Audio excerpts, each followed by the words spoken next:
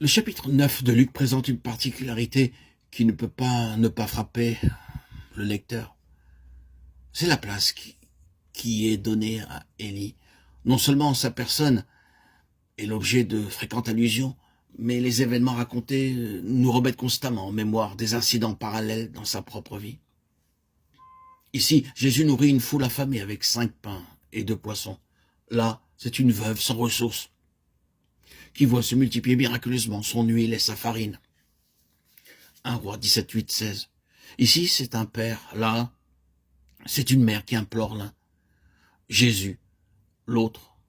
Élie pour la vie de leur fils, tous deux sont exaucés. Luc 9, 37, 42, 1 Roi 17, 17, 24. Ici, c'est l'interpellation de Jacques et de Jean, verset 54, qui veulent faire descendre le feu du ciel sur les Samaritains. Là, c'est la requête d'Élie qui met la même menace à exécution en invoquant le feu du ciel sur les envoyés d'Acasia, de Roi 1. Ici, c'est un disciple de Jésus. Là, c'est un disciple d'Élie qui veulent chacun de leur côté prendre congé de leur famille. Et dans les deux cas, c'est la charrue ou l'attelage qui est l'occasion d'une leçon de choses. Luc 9, 101, 102, 1 Roi 19, 19, 21. Sans parler du nom même d'Élie qui apparaît plusieurs fois au cours de ce chapitre. Tous ces éléments contribuent chacun pour leur part à donner à cette page des évangiles un caractère fortement évocateur. Sans effort, on est ramené par la pensée à cette époque lointaine qui vit paraître sur la scène de l'histoire la belle stature de ce serviteur de Dieu, la fidélité de son témoignage au milieu d'un peuple dévoyé, le magnifique retour à Dieu qui en fut la conséquence, nous reviennent en mémoire, en même temps que ce cri qu'il arrache enfin des lèvres de son peuple. C'est l'Éternel qui est Dieu, c'est l'Éternel qui est Dieu. Mais nous avons dans ce chapitre un incident qui surpasse manifestement tous les autres en importance. C'est la scène de la transfiguration qui fait intervenir Élie d'une façon particulièrement saillante. C'est de part et d'autre de cet événement central que nous voyons disposer dans le récit les allusions, les réminiscences. Or, tout cela a une raison d'être. Que vient faire dans le présent cette grande figure du passé? Celui qui sonde des Écritures ne peut pas s'empêcher de se poser la question et de se demander pourquoi, dans ce chapitre 9 de Luc, le Saint-Esprit semble ainsi attirer notre attention sur la personne d'Élie. Il faut donc certainement examiner ce cas de plus près. Qu'est-ce qui concerne ce grand serviteur de l'Éternel? L'Ancien Testament se ferme sur une allusion à Élie. Dans Malachie 4, 5, nous lisons « Voici, je vous enverrai Élie le prophète avant que le jour de l'Éternel arrive, ce jour grand et redoutable. » Quant au Nouveau Testament, il s'ouvre sur un tableau qui n'est pas autre chose que l'accomplissement de cette prophétie, la naissance de Jean-Baptiste. C'est le premier événement que la Bible nous rapporte historiquement parlant après cette promesse de Malachie. Que Jean-Baptiste fut bien l'Élie annoncé, cela ressort clairement des paroles même de Jésus. Il dit en effet au sujet du précurseur, si vous voulez le comprendre, c'est lui qui est Élie, qui devait venir. Matthieu 11, 14. Et il dira plus tard à propos de sa fin tragique, mais je vous dis qu'Élie est déjà venu, qu'ils ne l'ont pas reconnu et qu'ils l'ont traité comme ils ont voulu.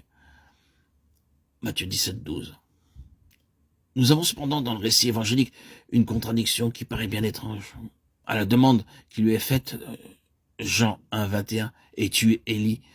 Jean-Baptiste répond avec la précision la plus positive, « Je ne le suis pas. » Comment pouvait-il être Élie et cependant ne pas l'être?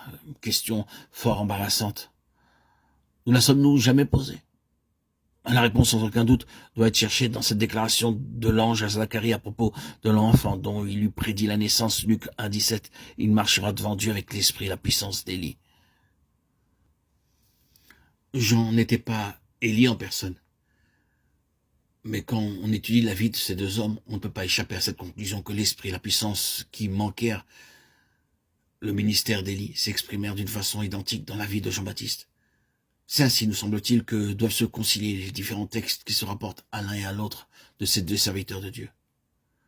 Or, ce principe d'interprétation est d'une grande valeur, car il nous permet de faire un pas de plus. Il est clair en effet que la prophétie de Malachie accomplie par Jean-Baptiste n'a trouvé en lui qu'un accomplissement partiel. Le texte Malachie 4, 5 fait allusion à un avenir beaucoup plus éloigné quand il parle du jour de l'Éternel, ce jour grand et redoutable. Ce jour n'était évidemment pas encore venu à l'époque de Jean, et nous pouvons maintenant dire avec la même certitude qu'il est encore à venir. Il en va de cette prophétie comme des prédictions plus connues relatives à la venue du Messie. Elle devait avoir un double accomplissement. D'abord, par la naissance du Seigneur Jésus à Bethléem, puis d'un avenir encore indéterminé par sa venue en gloire. Ceux qui lisaient ces prophéties voyaient tout l'avenir sur le même plan et ne discernaient pas les deux étapes successives de leur accomplissement. Tandis que pour nous, qui avons l'histoire postérieure pour nous éclairer l'Ancien Testament, cette réalisation en 2 fois n'a rien qui nous étonne. Il en est de même pour la prophétie relative à la venue d'Élie. Elle paraît obscure à nos yeux, mais elle s'illumine d'une clarté nouvelle si l'on considère qu'elle doit avoir elle aussi un double accomplissement. Le premier a déjà eu lieu et le second est encore à venir. Jésus a dit positivement, Élie doit venir et rétablir toutes choses. Et nous en venons donc tout naturellement à cette conclusion. C'est qu'avant de venir dans sa gloire, le Seigneur suscitera un Élie. Peut-être pas Élie en personne, mais un instrument, à tout le moins revêtu de l'esprit et de la puissance qui se manifestèrent en lui.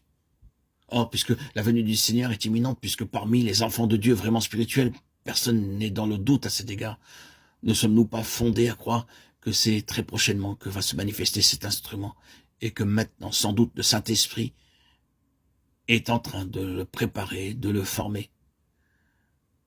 La question qui se pose à nous est la suivante. Sommes-nous peut-être impliqués personnellement dans la préparation de cet instrument?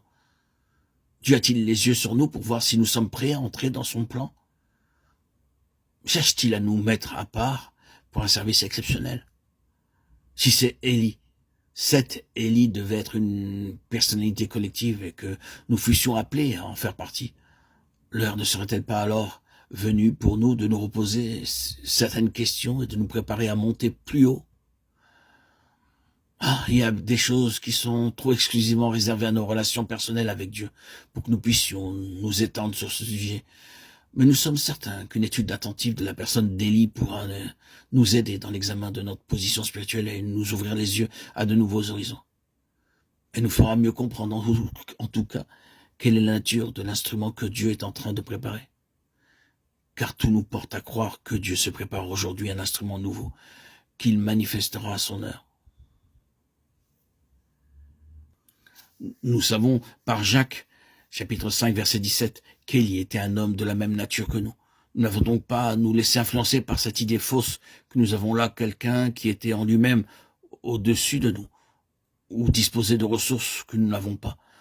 Tout ce qu'il était, nous pouvons l'être, car ce qu'il était, il était en raison de Dieu qui était avec lui. Ce que nous pouvons être, nous, c'est en vertu du même principe Christ en nous, que nous le deviendrons. Gardons-nous donc de l'oublier, si puissant qu'ait pu être Élie. Nous sommes des candidats à un service spirituel d'égale puissance.